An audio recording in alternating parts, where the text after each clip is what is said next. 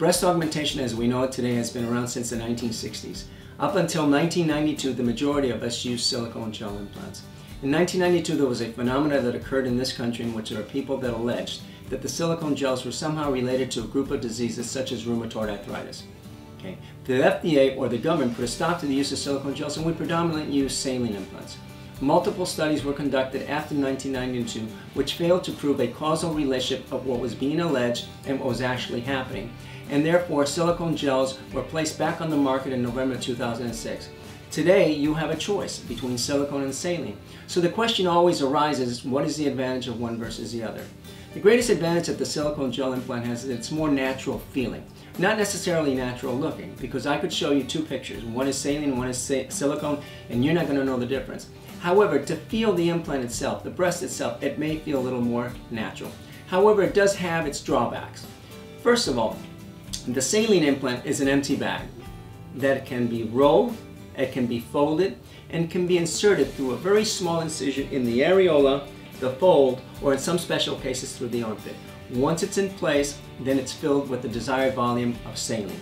Silicone is very different. Silicone, as you can see, you can't fold it, you can't roll it up, and therefore the incision has to be made slightly larger, and unless the woman has a large areola, it has to be made down here in the fold. Some women care, some women don't care.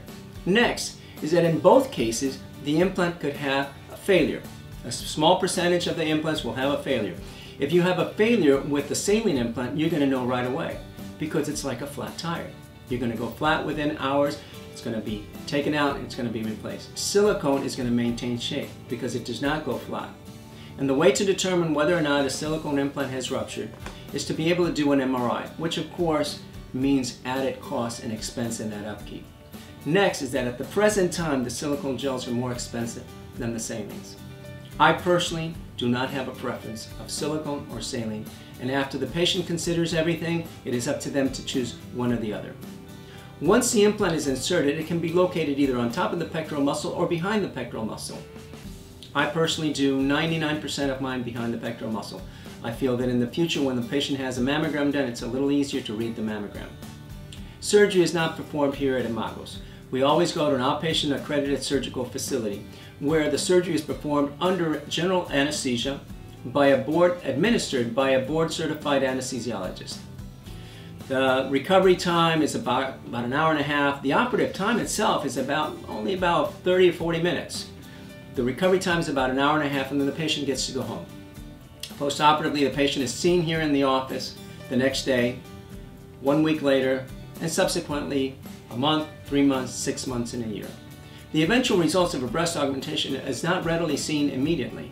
You do need to wait a period of about 3 to 6 months for those implants to settle. Visit us today on the web at www.imagosplasticsurgery.com. We provide free complimentary consultations. You will personally meet with me, discuss your needs, your goals, and I will guide you through your transformation.